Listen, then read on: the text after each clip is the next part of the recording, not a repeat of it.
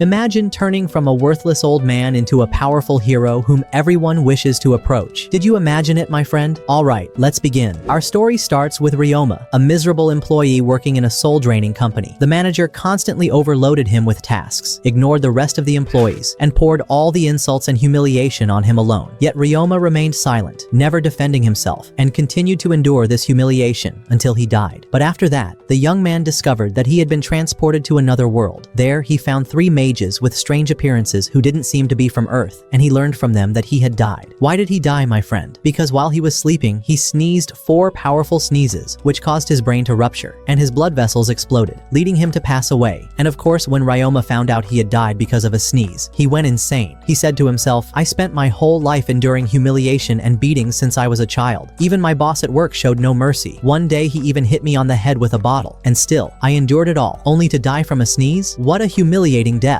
But never mind. He calmed himself afterward, remembering the saying, "Causes may differ, but death is one." After that, he learned from the 3 mages that they would transfer him to a magical world, but he wouldn't go there as Ryoma, the 35-year-old employee. Instead, he would be reincarnated as an 8-year-old boy. And not only that, he would possess great magical power that he could use as he pleased. He also learned from them that there was a rift between the Earth and the world he was going to, and that this new world was called Seal Fall. One of the mages told him, "The world you came from contains a vast amount of magic, but humans are unable to perceive it. A large portion of that magic will be transferred with you to the world of Seal Fall, and you will have incredible power." Then, they made him sign a contract confirming that he agreed to be reincarnated in the form of a child, and the transfer was carried out. Ryoma's body was drawn into the other world, and at that moment, the mages realized that he had arrived and could now do whatever he wished. They told him they would always be watching him, and if he ever wanted to contact them, he only had to go to the church. Without even speaking a word, they would know what he wanted. After that, Ryoma began his new life in Seal Fall. There, he found himself transformed into a young boy, 8 years old, just as they had told him. Beside him was a book containing everything about his powers, since he was not yet used to his new body, his strength, or anything else. He then began testing his physical abilities. He walked to a tree nearby and kicked it with his foot. Instantly, the tree split in half. He was greatly impressed by this. Then, he noticed a slime creature nearby, and his eyes sparkled with stars because he loved such monsters very much. He tried to make the slime reveal its powers, but it didn't respond to him. So, he had to unlock his own magic to find the spell that would allow him to control the creature. But the book was filled with so many spells that he didn't know where to start. He threw all the books aside and did a quick meditation, and then the magic was summoned, and he succeeded in controlling the slime. He walked with it and decided to live in the Jana forest. Naturally, he was very happy because he would now live freely, with no annoying boss to ruin his peace. He also decided to gather as many slimes as possible to live with him and follow all his commands. And indeed, after 3 years, we see Ryoma waking up in his house, located inside a cave in the Jana forest. He was living with 1,000 slimes, each group having a specific form and function. For example, there were slimes that ate larvae and produced extremely strong thread that Ryoma used for hunting. Another type was acidic slime that could melt anything, bones, metal, anything in its way. The poisonous slime only consumed toxic herbs and produced a very potent poison. Another type sterilized anything it came across, as it fed on germs. And the last type loved eating garbage and turned it into agricultural fertilizer. One day, Ryoma went out into the forest to hunt. He knew that he might encounter monsters or ogres, but he was used to facing and defeating them with ease. However, this time, instead of finding an animal to hunt or a monster to fight, he found a group of knights with an injured companion named Hughes, whose wound looked very severe. The healer with them, named Camille, was unable to treat him using magic, and it seemed that the man was on the verge of death before their eyes. When Ryoma saw what had happened, he approached them to try and treat the injured man. However, the knights were afraid of him and raised their swords to stop him, but our hero didn't even flinch. He calmly offered them a potion he had crafted himself and said, "Give him some of this medicine, and I guarantee he'll be fine." His voice was weak, as he hadn't spoken to a human being in 3 years, but the boy quickly regained control of the situation and told them, "Try this medicine. You won't regret it." The healer took the potion from him and tested it, and instantly realized that it was incredibly effective and would certainly help Hughes. Indeed, after Hughes drank it, he fell into a deep sleep. At that point, the knights sheathed their swords and thanked Ryoma for saving their companion. Ryoma then offered to take them to his home so they could rest a little, and naturally, the knights agreed. They carried their sleeping friend and followed Ryoma through the forest toward his home. They were deeply puzzled. How could a child so young live alone in such a place? From his clothing, they could tell he was a hunter, but the situation still felt mysterious. Then, Ryoma suddenly stopped, sensing that a creature was approaching. The knights immediately prepared to fight, but what came toward them wasn't a monster, it was a slime. The knights didn't realize this slime was Ryoma's pet. Seeing their confusion, Ryoma told them, "Lower your weapons. This slime is my friend." They listened to him, sheathed their swords again, and apologized for the misunderstanding. They continued walking through the forest, and during the journey, Rain said to Ryoma that when he was young, he used to live in a house full of slimes. His family had been taming them for generations, in addition to red horses, storm apes, and other rare creatures, all of which were extremely expensive and difficult to obtain. That's when Ryoma realized that Rain came from a very wealthy family. After some time, they reached the mountain, and Ryoma told them, "My house is here." They were stunned and thought to themselves, "Is this boy crazy? Where's the house he's talking about?" Then, Ryoma cast a spell to remove the magical barrier, revealing a house hidden inside the mountain. The knights finally understood. When they entered the house, they laid Hughes on Ryoma's bed, and saw for themselves that he lived alone. The furniture consisted only of a table, a chair, and a few items fit for just one person. Thinking back on everything Ryoma had done since they met him in the forest, the knights began to suspect that he might actually be an old man who used magic to disguise himself as a child. Then, Ryoma brought out a box full of bottles containing the magical medicine he had used to treat their friend. He told them that he made this medicine himself. He also served them cold water with ice, which shocked them since ice in that world could only be made through magic. They asked him how he cast such a spell, and he smiled and said, "Ah, I forgot to introduce myself. I'm Ryoma, an 11-year-old hunter. It's a pleasure to meet you." One of the knights replied, "It's a pleasure for me as well. I'm Rain, a noble from the Duchy of Jamil." Ryoma bowed to him respectfully and said, "It's a great honor to have a noble like you visit my home." Rain replied, "Come on now. I owe you for saving one of my men." The others began introducing themselves. One said he was a healer. Another said, "I'm a scout, and my name is Zeph." The last one said, "I'm a knight, and my name is Gil. I apologize for pointing my sword at you earlier." Ryoma responded, "Oh, don't worry about it. It happens even in the finest of families." Then Rain explained what had happened. "While we were in the forest, we were attacked by bandits, but we managed to defeat them. After that, we encountered a massive black bear and killed it too. But before it died, it wounded Hughes. As you saw, when the horses saw the bear, they ran off." Rain then asked, "What would make a young boy like you, a hunter with knowledge of magic spells, live in this forest instead of a village? Why are you living alone here? Where are your family and relatives?" Ryoma replied, "The people in the village see me as a strange child, so I don't feel comfortable living there. By the way, I used to live with my grandfather and grandmother, but they passed away 3 years ago. Since then, I've been living here alone." At that point, the healer Camille brought out a magical crystal ball and explained that when someone touches it, it can detect whether they are a criminal or not. If the person is a criminal, the ball glows red. If not, it glows blue. It can also reveal the person's name, age, and combat abilities. Camille asked Ryoma to place his hand on the crystal. Ryoma felt trapped, but he had no choice but to comply to avoid suspicion. He placed his hand on the ball, and it glowed blue. However, Camille seemed surprised by something he saw. Ryoma asked him, "What did you see?" Camille replied, "Oh, nothing. It's just that you don't seem to have any combat skills." Ryoma said, "Don't worry, it's nothing. I'll go prepare dinner for you." He then left the room. Rain asked Camille, "What did you see in the crystal that shocked you like that?" Camille showed him what was written inside, that Ryoma was 11 years old, and that he had the ability to resist both physical and mental pain. Rain then said to his companions, "We can't leave him alone in this forest. I'm going back to the castle to tell my father Elise about Ryoma." Shortly after, Hughes had fully recovered. He thanked Ryoma for everything he had done for him, but when he started to show signs of fatigue again, Ryoma gave him a potion that smelled awful. Hughes refused to drink it, so Camille forced it down his throat. Once the potion took effect, Hughes returned to perfect health, even better than before. He then said to Ryoma, "You saved the life of the Duke's personal bodyguard. I'll never forget this favor. If you ever come to Joanna, you must visit me there." After that, they all said goodbye and left. A week later, Ryoma was surprised when the healer returned to his home, and this time, he was accompanied by a girl as beautiful as the moon, and she was the same age as Ryoma. At the beginning, everyone started introducing themselves. The first was the elderly man, Jamil, who turned out to be Rain's father, and also the former Duke of the Kingdom. Then Elise, Rain's wife, introduced herself and thanked Ryoma for what he had done for her husband and his knights. Ryoma replied politely, "I only did what anyone should." At that moment, Rain introduced his daughter, Elia. Ryoma's face turned red with embarrassment, as it was the first time he had ever seen a girl his age. Not knowing how to escape the awkward situation, he said, "I would have liked to host you properly, but my house is humble and may not be fitting." Jamil laughed and replied, "Don't say that. It's more than enough that we came without even giving you notice." Then Jamil noticed the slime surrounding Ryoma and said in amazement, "What in the world? I've never seen this many slimes before. How did you manage to tame them all?" Rain, also surprised, asked, "Have their numbers increased since the last time?" Ryoma responded, "Yes, they've multiplied. Each one has split into 2. Elia then asked, "Do they know their way to your home?" Ryoma replied, "Yes, I've trained them to memorize the route." Then Ryoma gave the slimes a command to expand. All the slimes gathered together and transformed into a single giant slime. Elia gasped and asked, "How did you do that?" Ryoma explained, "I can merge more than 100 slimes of the same type into into one large slime, like what you're seeing now. It helps them enter the house quickly. Once inside, I return them to their normal size so the house can accommodate them. Everyone was astonished by Ryoma's skill in slime taming. Elise couldn't believe what she saw. She approached Ryoma and said, "How can you talk as if what you do is normal? You're a brilliant tamer and hunter. There's no one like you. That's why you must register your name with the Tamers Guild and share this genius discovery of yours." Ryoma replied, "I'll think about it later." Then he gave the slimes the command to return to their original size, and they did. Everyone then entered the house. At that moment, Rain presented Ryoma with a gift, a golden pocket watch, and said, "I noticed your home doesn't have a clock. Thought I'd bring you one that might be useful." Ryoma gratefully accepted the gift and thanked him with a smile. Then Elia said, "By the way, we didn't come just to bring you a watch. I come from one of the greatest tamer families in the kingdom, and I want to capture my first slime by myself, without help. Since you're an expert in slime taming, I'd like you to suggest the best place where slimes gather, so I can catch my very first one." Ryoma pointed to a small lake on a hand-drawn map of the forest and said, "Slimes usually gather here to drink. If you go to that spot, you'll definitely be able to catch one." Elia replied, "Now I know the place, but I still haven't decided what kind of slime I want as my first pet. What do you recommend? I've never seen that white slime of yours before. What is it exactly?" Ryoma said, "Those brown slimes you see eat trash and waste. They remove anything with a bad smell and turn it into compost, which I use for farming." Elia began writing down everything Ryoma said so she wouldn't forget. She told him this was the first time she had ever heard of this slime type. Then Ryoma picked up a white slime and said, "This one is called a cleaning slime. It can clean and disinfect anything." He pulled out a cloth and told her, "This cloth was from a fight I had with a goblin in the forest. I defeated it." He then handed the cloth to the slime, and within moments, the slime cleaned it until it looked brand new, better than any washing machine in the world. To prove that cleaning slimes don't eat flesh unless ordered to, Ryoma dipped his hand inside it and nothing happened. With excitement, Elia said, "I've decided. My first slime will be this cute white cleaning slime, and I want you to teach me how to catch one." Ryoma's face turned red again and he said, "I can't teach a girl like you how to catch a slime." It was clear he was shy and reluctant, but all the men in the house gathered around him. When he explained how to catch a cleaning slime, their faces also turned red, except for Hughes, who said, "Leave this mission to us, gentlemen." Then he turned to Elia and the other women and said, "It's really simple. Cleaning slimes love bath water. All you have to do, Elia, is take a bath, collect the used water, go to the lake,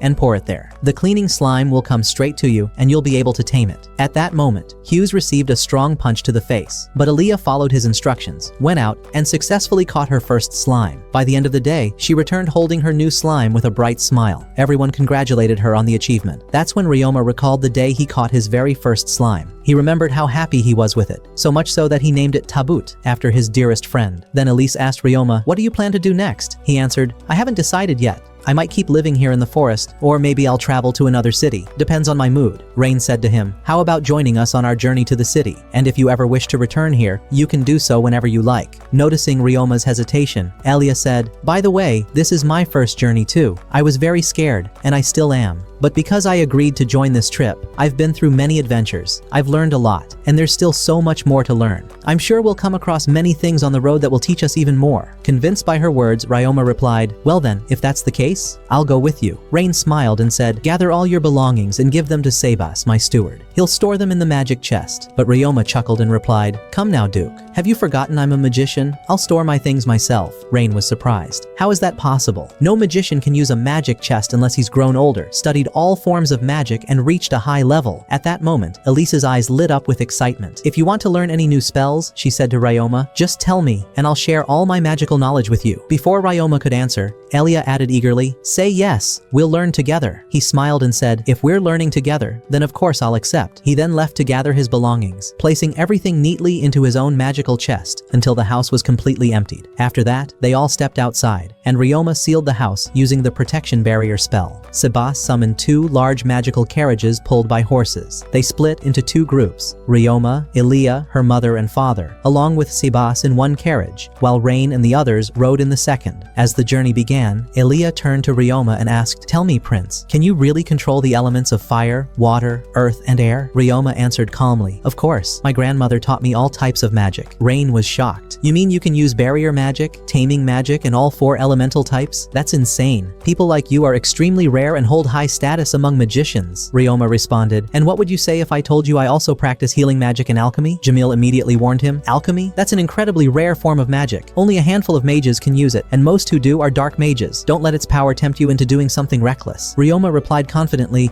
"Don't worry, Grandpa. I'm not like them. Honestly, I didn't even know alchemy was that rare. And in any case, I only use it for beneficial purposes." Then Ryoma thought to himself, these people are strange. Every time I mention something I can do, they act like it's some kind of miracle. I hope things don't get weirder from here. Things went smoothly until rain began to fall. Sebas pulled a blanket from his magical chest and handed it to Elise. Suddenly, the carriage came to a stop. Ryoma stepped outside, wearing a magical cloak he had crafted himself, using a special substance secreted by toxic slimes, which made the cloak waterproof. As he inspected the situation, Jamil whispered to his wife, "Imagine how much Ryoma could make if he sold that cloak to Sergei, the merchant who owns Morgan Trading Company." Meanwhile, Ryoma found the knights in disarray. A section of the mountain had collapsed, completely blocking the path. Ryoma stepped forward and said confidently, "Leave this to me." First, he cast a protection spell over everyone to shield them from the rain. Then, he used a powerful spell to lift the massive rocks blocking the road. It took the entire night, but when he finished, everyone thanked him sincerely. They continued their journey, and after 3 days, they arrived at the city of Jamul. There, they checked into a hotel. As Ryoma entered his room and opened the window, he looked out onto the city's main street. We learn then that the city is well known for its mines, where laborers extract various minerals. However, production in recent times had declined significantly. That's why the Duke had come, to assess which mines would remain operational and which would be shut down. Since Ryoma didn't have an identification card, the Duke and his family took him to the church to receive what's known as a status element, similar to a personal ID. Upon arriving at the church, the clerk told him, "Take this item, place it in front of the crystal, and touch the crystal." Ryoma did as instructed. Suddenly he was transported to the place where he had once met the 3 mages who had sent him to the world of Salfel. Seeing them, he panicked. "What's going on? Did I die again?" They laughed and replied, "No,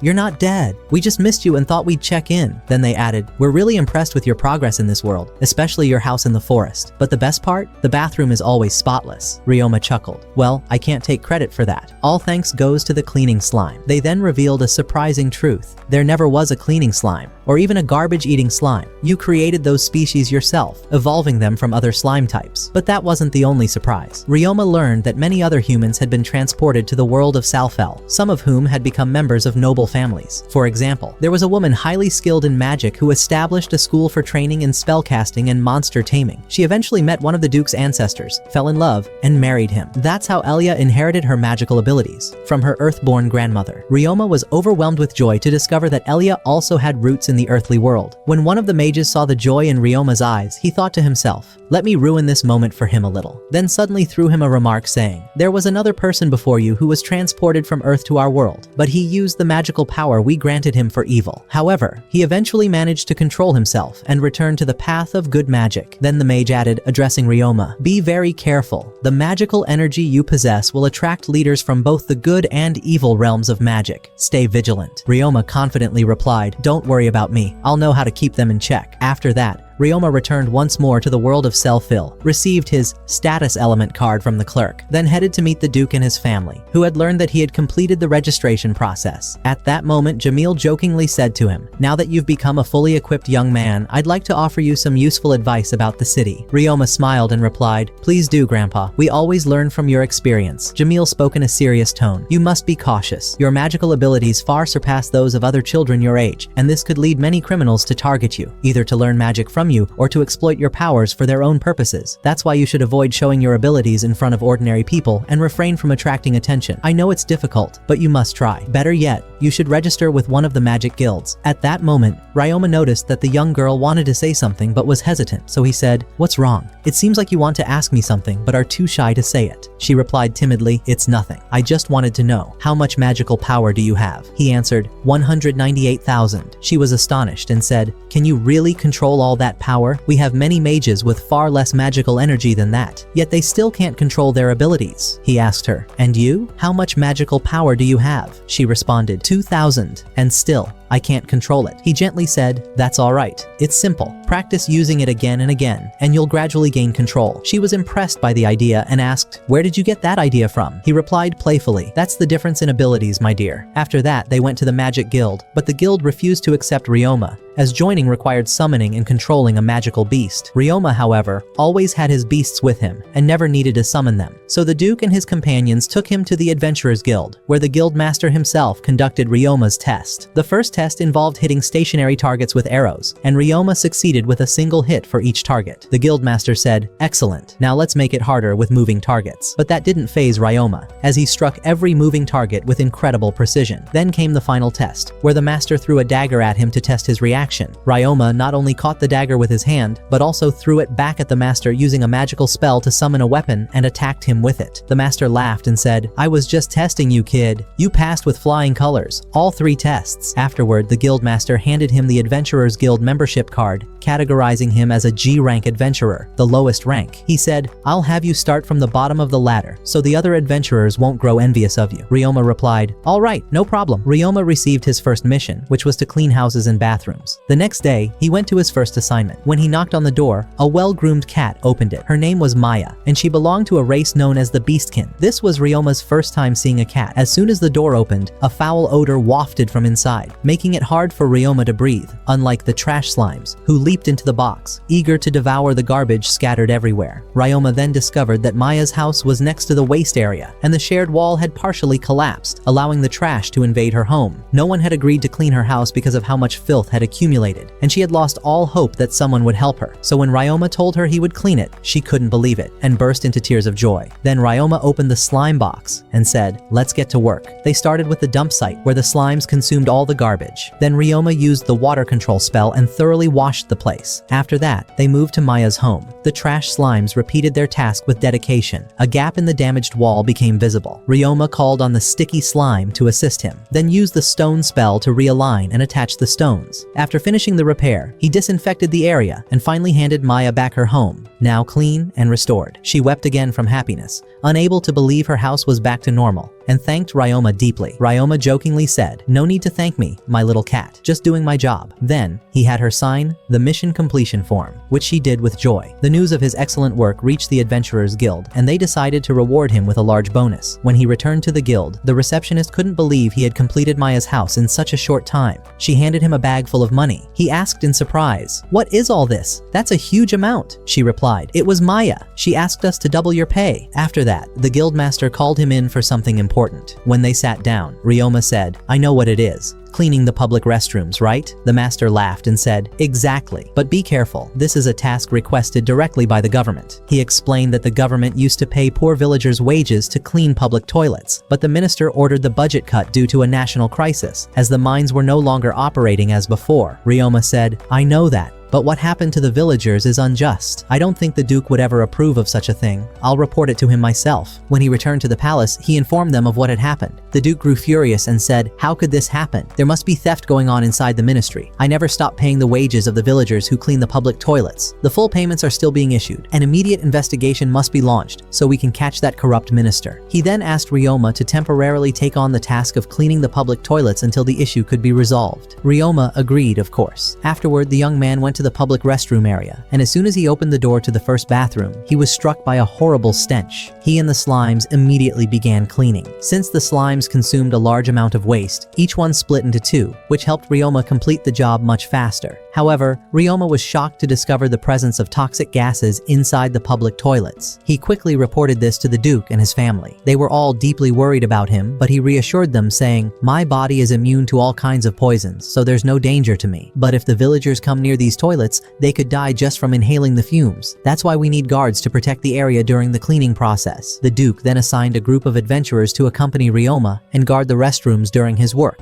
The next day, the adventurers went with Ryoma, and while he was working, Elise arrived with the servants carrying food and juice for him. The adventurers didn't let them enter the restrooms, so they asked the servants to deliver the food to Ryoma, and everyone agreed. In the evening, Ryoma stepped out to take a short break, ate his meal, and drank some juice. In the morning, when the adventurers asked him to take a proper rest, he replied, "I won't rest until I finish the job." He returned inside to continue the cleaning, and the adventurers were amazed by his courage and strength. After some time, Ryoma completed the cleaning of all the public toilets. When he exited the last restroom, Maya greeted him and said, "Well done, hero." Then, the young man went to the Adventurers Guild and said to the guildmaster, "I've finished cleaning all 30 toilets." The guildmaster replied with admiration, "Well done, adventurer. Expect a great reward from us. Now go home and get some well-deserved rest." The following morning, as Ryoma was leaving the Adventurers Guild, he remembered his days back on Earth when he used to work late into the night, only to return home in the morning and find his mother waiting for him. At that time, he felt that someone truly cared about him and about his life. But after his mother passed away, he returned to an empty home, and though it saddened him at first, he gradually grew used to being alone, used to having no one in the world. But this time, when he returned to the Duke's palace, he found the Duke and his entire family waiting for him, eager to make sure he was all right. Ryoma couldn't hold back his emotions and began crying out of pure joy. He said to them, "It's been so long since I last felt like I had a family that cared about me. I don't know how to thank you." Elise approached him gently and said, "From this day on, you do have a family that loves you and worries about you. Don't worry about anything. We're here for you. Everything is going to be just fine." The next morning, Elia woke up early and began preparing breakfast for Ryoma, with help from her mother and the servants. When Ryoma saw the royal-style breakfast, he asked, "Did you prepare this yourself?" Hughes joked, "Don't let it get to your head. It's just a little bribe, so you'll agree to what she's about to ask." Ryoma laughed and replied, "You don't need a bribe. You only have to ask." Elia said, "I was sure that the eggs I made for breakfast would win you over and get you to agree." Hughes added, "Indeed, your cooking is simply irresistible." Pretending not to hear him, Elia said, "Ryoma, I want you to teach me magic today." He answered, "With pleasure." After breakfast, they all went to a place near the forest, and Ryoma began teaching her how to control dark magic, water, and wind. At first, it was difficult for her, but eventually she managed to wield the magic just like he did.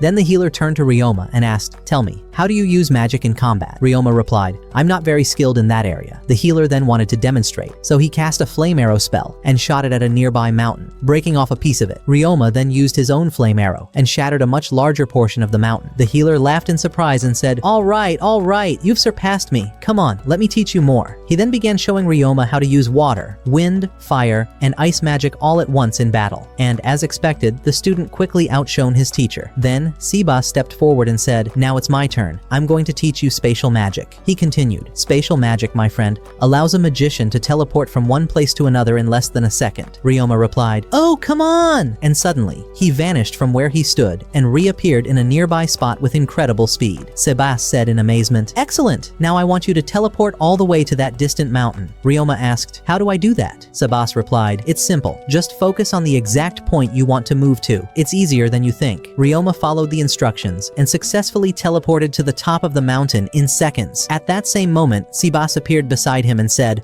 "Well done, hero. You learned that incredibly fast. Now I'll teach you how to use spatial magic to teleport living beings from one place to another." At that moment, Sebas used spatial magic to open a portal capable of transferring living beings from one place to another. He then began teaching Ryoma how to open such a portal himself. Ryoma kept trying over and over until he finally succeeded, and he felt overwhelming joy. This spatial rift would allow him to transport slimes from place to place without having to pack them into boxes and carry them on his back. The next day, Ryoma had a monster combat lesson. He headed to the entrance of a well-known mine along with Elia and the knights to begin the training. Elia appeared slightly nervous, as it was her first time fighting real monsters. The Duke and her grandfather encouraged and reassured her. They all entered the mine, and after walking a short distance inside, one of the scouting knights said, "Wait, there's a monster nearby." Everyone stopped, and suddenly, a mantis monster appeared. The scout explained that this creature was especially dangerous because it was never alone. There were usually at least 30 more of its kind nearby within the mine, but Elia gathered her courage and said firmly, "Leave this one to me." She launched a fire arrow at it, but it had no effect. She then fired another arrow directly at its head, and this time she struck it down. Everyone praised her bravery. Soon, more monsters appeared, and Ryoma eliminated them all with a single strike. His garbage slimes then devoured the fallen monster's remains. At that moment, Elia spotted a metallic slime. She trapped it using an ice spell, then gifted it to Ryoma as a token of gratitude for teaching her how to control magic through fun and games. When they exited the mine, the Duke and grandfather congratulated Elia on catching her first monster. Meanwhile, Ryoma noticed a red shimmer in the sand near the mine's entrance. Using alchemy magic, he extracted metal from the sand, revealing a stunning iron ingot. Everyone around him was impressed. They summoned the merchant, Sergei, to inspect it. Upon seeing the ingot, Sergei gasped in amazement. "My goodness, I've never seen an ingot this beautiful before. The one who made this must be an extremely skilled alchemist." Jamil responded with a smile. Indeed, it was Ryoma, the young man standing right in front of you. Sergei said,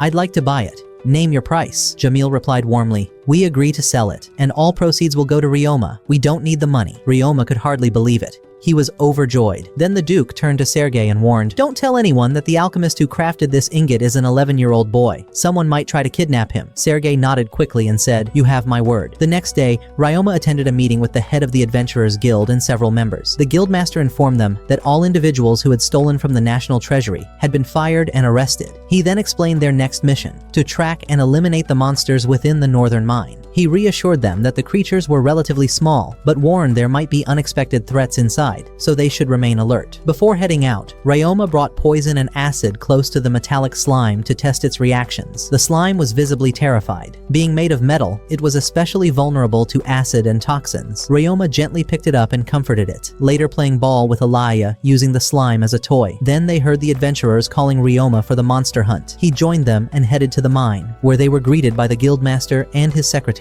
The secretary said, "The monsters you're likely to encounter inside are either mantises, bats, or rats." The guildmaster added, "These are simple beasts and can be defeated easily, but beware, they usually appear in groups. Still, I'm confident that as brave adventurers, you'll succeed." The group ventured into the mine. After a short walk, one of the adventurers turned to Ryoma jokingly and said, "You've been promoted to rank F in just 2 days." Ryoma laughed and replied, "Do you think cleaning 30 toilets was easy? That nearly broke me." The adventurer replied, "Then go slay some monsters too. You might get another promotion." Just then, the cat-eared adventurer interrupted and asked Ryoma, "By the way, how many slimes do you have under your control?" Ryoma replied calmly, "Not that many, just 4,310. The cat girl was shocked. "How in the world do you control that many?" He answered confidently, "It's simple, I've gotten used to handling all of them." Another adventurer asked, "Can you actually fight?" Ryoma grinned and said, "Of course, I fight with bows, arrows, daggers, my fists, and all kinds of magic spells. There's nothing I can't handle." The girl chuckled and said, "Nice, looks like we'll be relying on you a lot, especially for the offense. None of us are really good at it." He smiled and replied, "Just say the word. I'm ready." Suddenly, more mantis monsters appeared,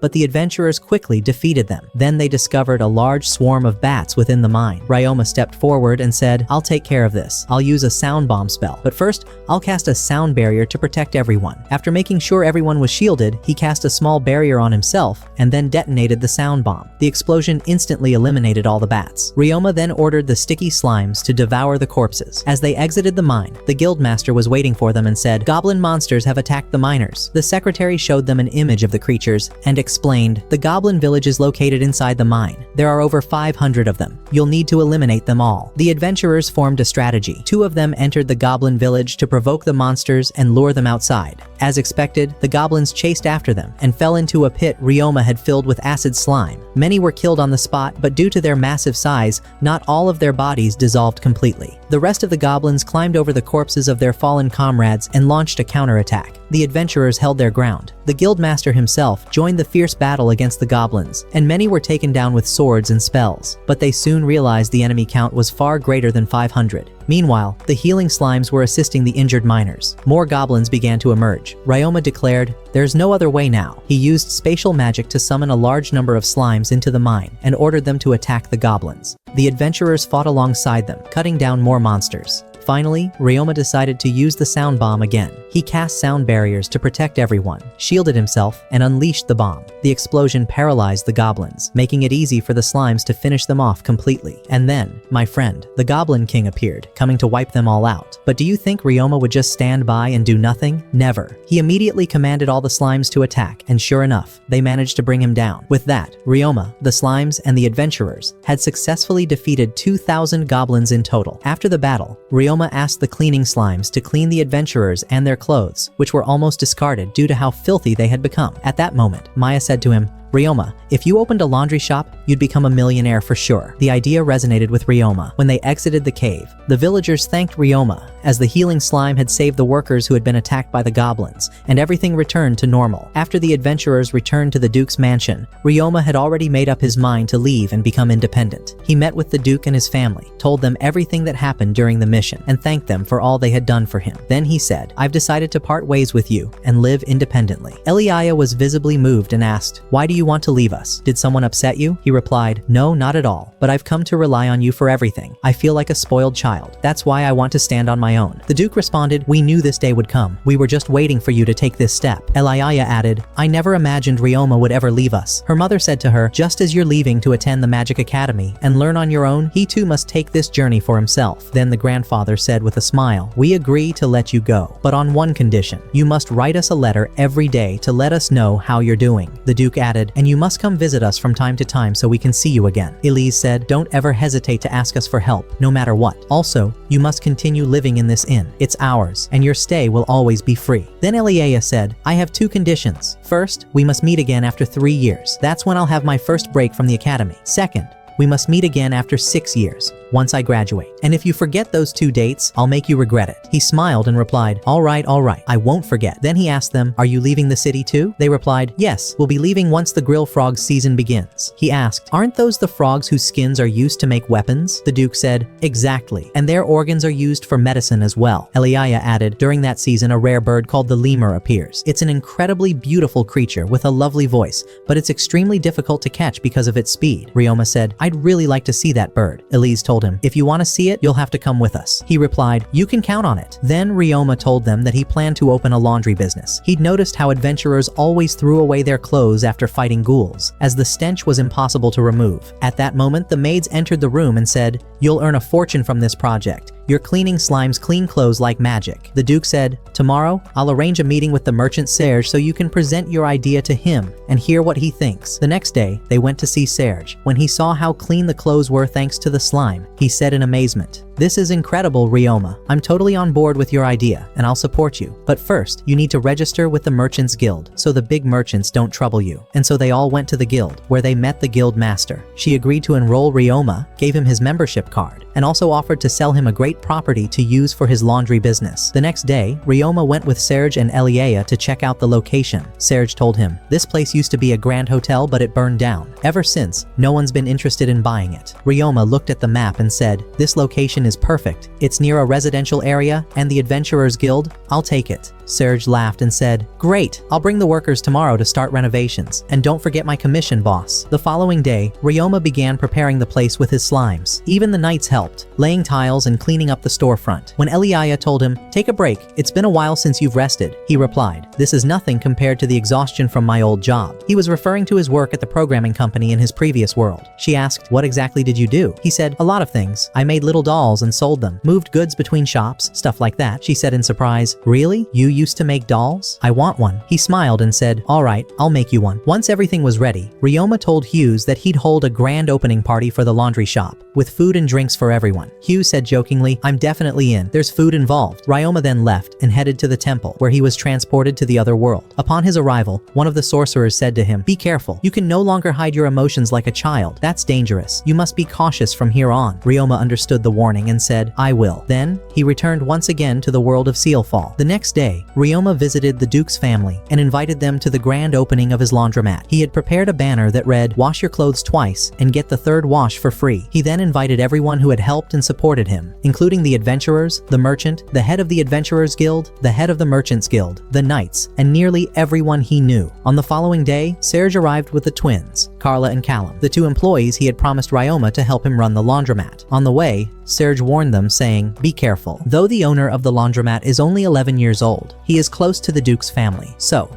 if you make any mistake with him, the consequences will be dire for all of us. At that same moment, Ryoma was with Elia and Arone, preparing food and drinks for the guests. Once they finished, Serge arrived with the new employees. Ryoma welcomed them warmly, and when Serge introduced them, he said, these twins worked with me at one of my company's branches. Carla was the branch manager, and Callum served as her deputy. Ryoma greeted them and introduced himself, then began explaining how the laundromat operated. He showed them the bags customers would purchase to put their laundry in, then pointed to a special window where the laundry would be thrown down to the room below, where the cleaning slimes resided. He took them there and demonstrated how the slimes washed the clothes. Afterward, the metal slime would receive the garments and iron them, followed by the adhesive slime, which arranged them neatly in their designated places. Everything was meticulously organized. He then took them upstairs and informed them that the upper floor was restricted to staff only, He showed them the manager's office, the guest reception room, the kitchen, and all the essential facilities. Afterward, he guided them to the workers' quarters and told them, "You may choose any 2 rooms, as you are currently the only employees." As the guests began to arrive, the staff started serving the food and drinks, and everyone was cheerful and delighted. Ryoma approached the Duke and said, "Of course, this food isn't as luxurious as what you're used to at your banquets, but it's the best we could offer." The Duke laughed and replied, "Don't remind me. Banquet food always upsets my stomach. Your food here is perfect for me." When the party ended, the servants and staff began tidying and cleaning the laundromat. During this time, Carla and her brother spoke to Ryoma in a formal manner, which he didn't like. He said, "Do you think I'm related to the Duke or something?" Carla answered, "Yes." He smiled and replied, "I'm not. You can treat me casually. And by the way, if you're not happy with the job, you're free to leave. I won't be upset." But the twins responded in unison, "We want to work with you." Carla added, "When we heard you were only 11, we thought you were just a child who couldn't manage a business. But seeing you here, we realized you are truly capable, and it would be an honor to work with you, boss." The next day, Ryoma wasn't feeling very optimistic. He told the employees, "I know we won't get many customers at first, so I'll go to the Adventurers Guild while you take care of the laundromat." When he arrived at the guild, he found that his friends had created a poster advertising the laundromat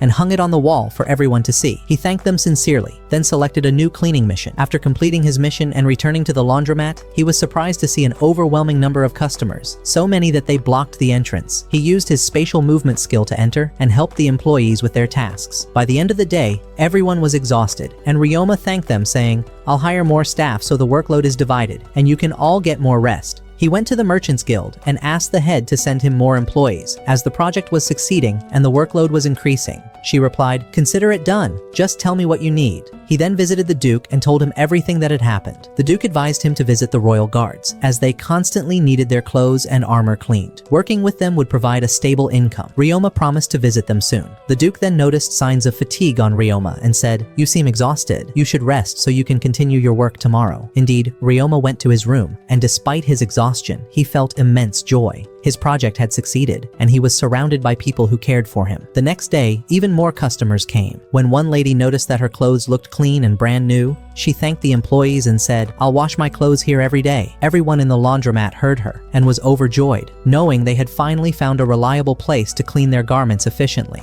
Once Ryoma was assured that everything was running smoothly, he returned to the Merchants Guild. There, the head had already gathered a group of job applicants for him. Upon seeing him, they began whispering, thinking he was the head's grandson or a relative. Ryoma smiled and said, "I'm the owner of the laundromat, and I'm 11 years old. I've come to choose who among you is fit to work with us." He explained that the job did not require much physical effort, so women could apply as well. However, he warned them that those who feared monsters could not work there, as they would have to interact with slimes. Most of them grew scared and left, except for a man and a young girl, who seemed to be strangers to the city. Ryoma noticed that the man's cane concealed a sword, and the girl's hair clip was also a weapon. However, he pretended not to notice and asked them what conditions they had for accepting the job. The man replied, "My name is Fai, and this is my daughter Ling. She doesn't resemble me because she inherited her beauty from her mother." He then showed Ryoma his broken leg and added, "Even so, I can still work." Ryoma replied, "Don't worry, it's a simple matter. I have a healing slime that can easily treat your leg." They then spoke about housing, and the man explained that they were poor and couldn't afford to rent an apartment. Ryoma told them, "That's solved too. I have lodging available for workers and staff." He then asked, "What's the story behind the weapons you're carrying?" They were surprised he had figured them out. Fai said, "I didn't expect you to be so perceptive. Since you know, I'll tell you the truth. We used to be hired assassins, but we left that life after our leader died. We managed to escape from our country before the regime there could kill us, and we arrived here with nothing. No money, no possessions." Ryoma turned to the head of the guild and asked, "Did you know they were former assassins?" She replied, "Yes, but don't worry. They're good people, and I vouch for them with my life." Ryoma then said to them, "I wish to benefit from your experience, and would like to appoint you as guards for the laundry." The employees immediately agreed, and he took them there. Upon arrival, they were surprised to find the laundry packed with customers. Ling said in astonishment, "Are you sure you just opened 2 days ago? The place is full of people.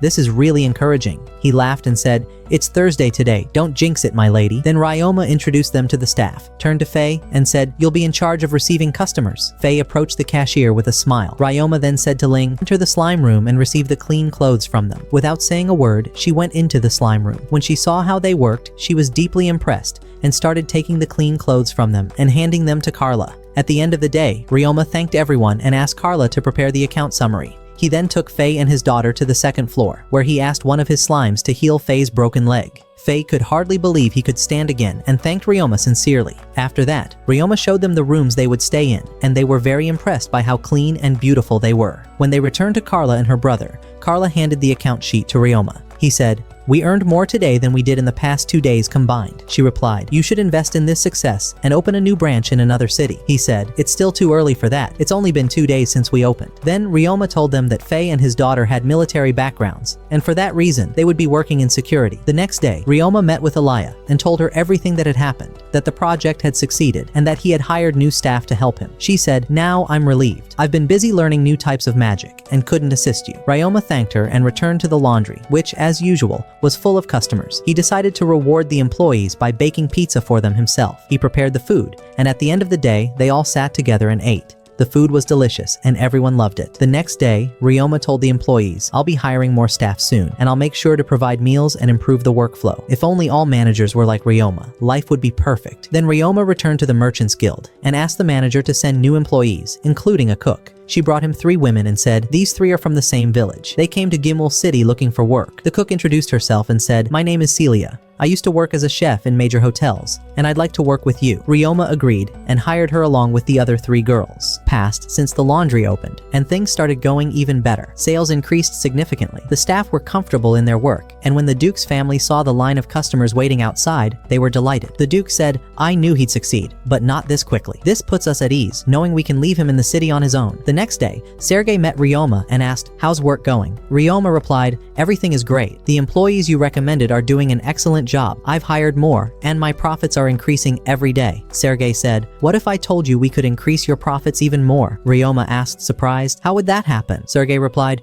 "You already supply our company with metal ingots and sticky slime threads that adventurers use. Now we want you to also supply us with waterproof fabric. As you know, the frog hunting season is near, and adventurers will be heading to the swamps. They'll need waterproof cloth." He continued, "We need large quantities. You'll profit, and so will the company." Ryoma said, "All right then, deal." That same night, Aliyah was with Ryoma and learned that he was producing the waterproof fabric in an abandoned cave. She said, "I'll come with you tomorrow." The next day, Ryoma was working in the cave, and the sticky slime was doing the job. Aliyah said, "I came with you today to practice the violin." Ryoma was surprised and said, "I didn't know you played music." She replied, "The birds I want to tame communicate through melodies, so I'm training to attract them and form a taming contract." When she began playing, Ryoma and the slime were captivated by her music. When she finished, he said, "How about I make you that doll I promised?" She happily replied, "Of course, I'd love that." Ryoma then used his stone-shattering magic and sculpted a beautiful doll from stone that resembled Aliyah. She was deeply moved and thanked him. The next day, Ryoma made dolls resembling each member of the Duke's family. When they saw them, they were amazed. The Duke said to Aliyah, "Take these figurines with you to school, so you won't feel lonely." She agreed happily, then said to Ryoma, "Can you make a doll that looks like you?" He said, "Of course, I'll make one for you." Time passed quickly, and work in the laundry was running like clockwork. Ryoma continued visiting the cave, producing large amounts of waterproof cloth. At the same time, he trained with the slimes in combat. When he returned to the laundry, he discovered that sales had tripled because they had secured many cleaning contracts from blacksmiths, miners, and carpenters. He thanked the employees because they were the reason for the increased income. Then he remembered that he hadn't given them any days off, so he said to them, "Choose. Either we close the laundry 1 day a week and everyone gets a break, or each of you gets a day off separately." The employees were touched by his words. None of them had ever worked for someone who cared about them, nor had they ever been given time off. At that moment,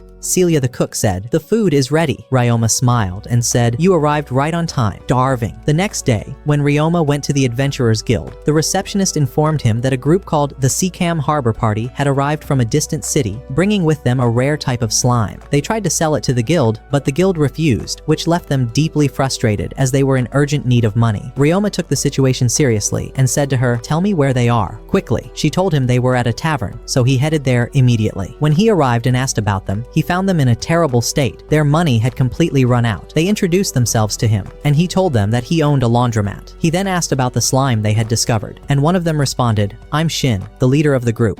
Please, ask anything you'd like. Ryoma replied, it's a pleasure to meet you. Show me the slime you brought. If it's truly rare, I'll buy it from you. When they showed him the slime, it was red and resembled blood. Ryoma immediately said, I'll take it. He gave them 2 gold coins. Shin couldn't believe his luck and thanked Ryoma profusely for his generosity. Ryoma then said to him, the frog hunting season is almost here. I advise you to get a permit from the guild and go hunting. I hope to see you at my laundromat. I promise you'll be pleased with the service. After leaving them, Ryoma used space magic and teleported to an abandoned mine where he cast a bonding spell with the slime. The slime accepted the taming immediately, allowing Ryoma to learn its characteristics. It turned out to be a blood-sucking slime. To confirm, he placed the slime near an animal corpse. The slime entered the body and absorbed all the blood inside. Ryoma said to himself, this slime will be incredibly useful in fighting monsters. It will be able to eliminate them and drain their blood. Ryoma then returned to managing his laundromat, which was running exceptionally well. He found time to craft the doll Aaliyah had requested from him, and he also completed all his Adventurers Guild assignments. One day, Aaliyah told him that her father and stepmother would be training tomorrow in monster taming, and she asked him to accompany her. He smiled and said, of course. The next day, Ryoma went with Aaliyah, her father, and her stepmother to the place where the training in taming magic was to be held. There, Elise asked the group, who among you brave ones can tell me what taming magic means? Elia replied, it's when a tamer and a beast form a partnership contract, making the beast submit to the tamer. A bond is then formed between them, allowing them to communicate and act together. Elise said, excellent. Your explanation is spot on. Now, let's move to the next level and learn shared perception magic. She added, this magic allows you to see and feel everything your tamed beast perceives and vice versa, which makes it extremely helpful when facing danger. Reinhardt commented, this type of magic isn't something just any tamer can use. It requires great experience. After that, Elise presented them with 2 bird-like creatures and said, today you will practice shared perception magic with these birds. Indeed, both participants began to communicate with the birds, and the birds agreed to form a bond and be controlled. Elise said, I want you to focus on the bond between you and the birds, to see what they see. As usual, Ryoma succeeded on the first try and was able to view everything from the bird's perspective. Afterward, they sat down to rest and drink tea. The Duke said to Ryoma, I thought this kind of magic would be difficult for you, but it seems nothing stands in your way. Elise added, Ryoma still has much to learn. She then told him that she was a tamer, capable of summoning her personal beast, and indeed, within moments, a giant white wolf appeared and sat at her feet. At first, Ryoma thought it was going to attack her and was ready to intervene, but Elise reassured him and said, this wolf is called Laruk Fenrir, and he poses no threat. Ryoma said, I thought Laruk Fenrir beasts were just legends, not real. She answered,